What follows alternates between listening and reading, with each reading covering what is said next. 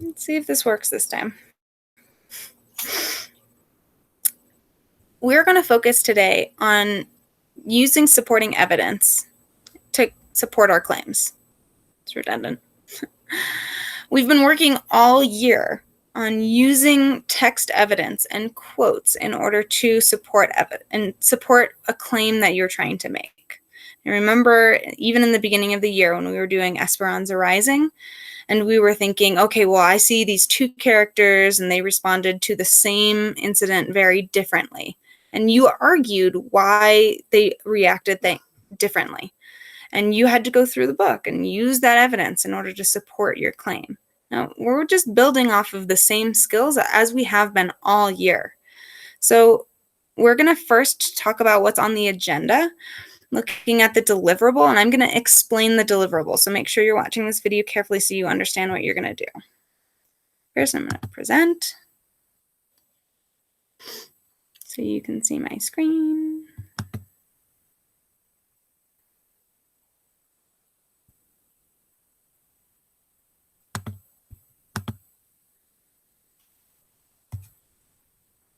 Okay. On the agenda for today, for writing, your deliverable is adding supporting evidence to each reason that you gave on your claims and evidence sheet. So that should still be on Google Classroom. You're still building off of that. So I'm going to show you how to add a box into Google Doc, and that's what I will be looking for, is the text in a new box, and I'll show you that in a minute. But first, let's focus right here. This is how you use evidence to support your reasons. Now, I'm going to show you what I did in order to check off a bunch of these boxes, but by no means do you have to do every single one for each one that you're supporting, or each piece of evidence that you use. I just combined a lot of them. So first, paraphrase. Put it into your own words. Remember, when you're paraphrasing, it might be helpful to read something. If it's a little confusing, then put that down and look somewhere else while you are writing it down. If you are just copying word for word something that you think is useful, then you don't necessarily know how to use it to your advantage, or maybe you don't understand it as fully as you would if you were paraphrasing it in your own words. Okay, so make sure that you're doing that. You also are welcome to use a quote. If you're like, oh my gosh, I don't think I could say this any better than how they said it, it supports my reason and my claim so well, then definitely do that. But you should never just throw a quote in there and then just leave it be and don't say anything about it. You always want to unpack the quote, show how it relates to the reason. So if you put a quote in there, then afterwards you go into depth about why that quote is important. How does that quote support your claim? Okay. Another thing that really helps your argument is introducing the source and explaining the connection. You don't want to just haphazardly say, someone on Twitter said that Mono Lake was really healthy, so there it is, right? All of the sources that you are using are verified sources, sources that probably have credibility. Remember all the work that we did in digital citizenship. So talk a little bit about your source and use that to help bolster how powerful it is. Another thing to do is use setup language. These are the transitional phrases that prop up your sources.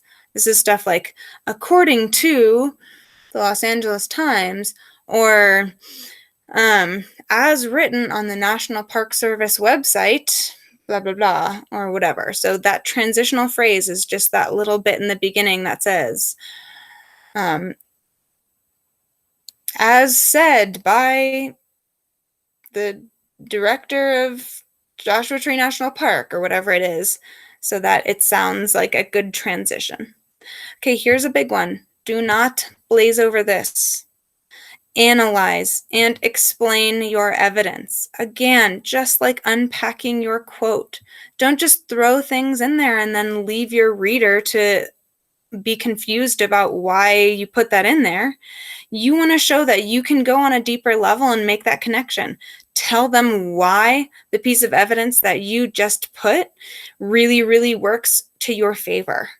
Okay, you're analyzing and you're explaining to a deeper degree.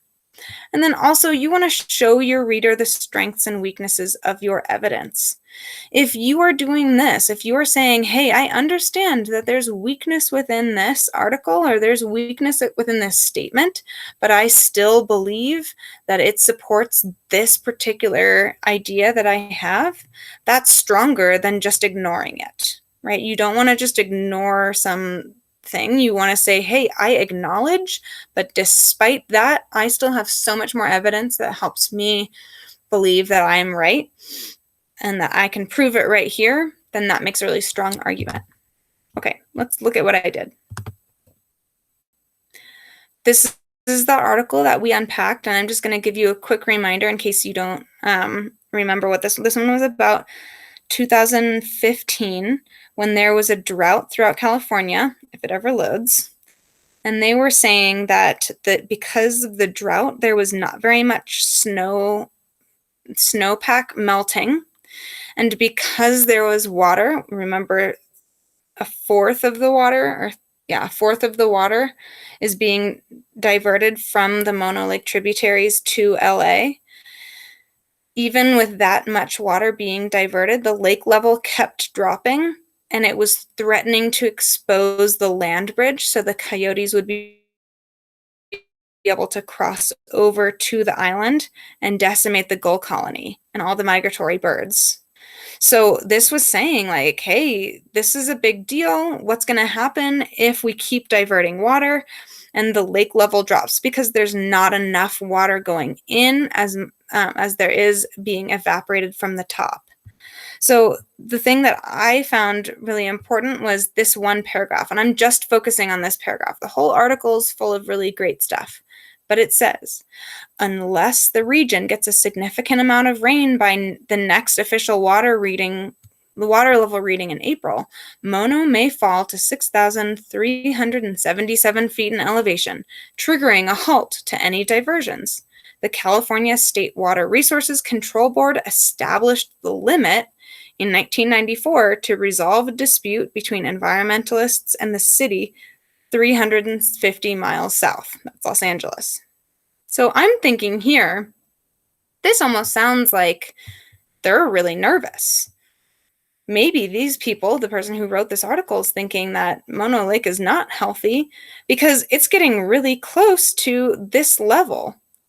And at this level, then that's when it becomes a really big risk for the coyotes to be able to go across the land bridge right down here.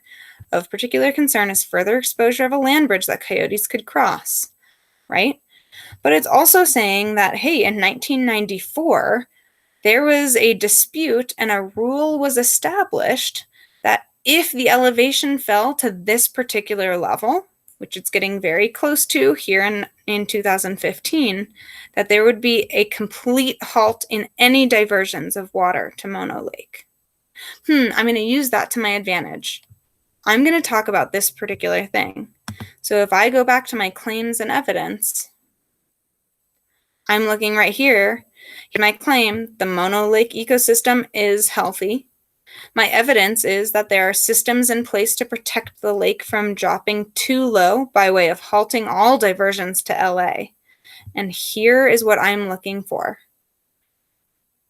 According to the Los Angeles Times, this is what I wrote, which is a prominent newspaper in the city that uses water from Mono Lake, if the lake hits a certain elevation during the drought, there is a rule established in 1994 that will stop all water from being diverted to LA in order to protect the island from predators. This shows that even in a drought year, there are established protections to ensure that the ecosystem of Mono Lake remains intact. So, looking at that list that I posted in the agenda, in this little paragraph right here, I put a lot of these things in. You don't have to do all of the things. Okay, you just want to make your argument as strong as possible. Number one, I used that transition phrase. according to the Los Angeles Times.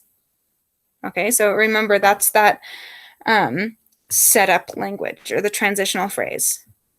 Then I also introduced my source and explained the connection.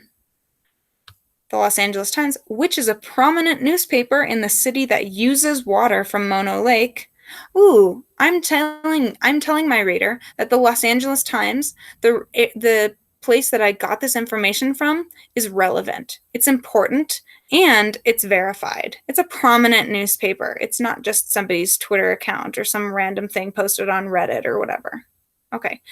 Then I paraphrased. I thought when I looked at that particular quote, I thought that it would be easier for me to paraphrase than to use the quote. I don't think I liked the quote exactly as it was, because I think it's stronger for me to say, if the lake hits a certain elevation during a drought, there's a rule established in 1984 that will stop all water from being diverted to LA in order to protect the islands from predators.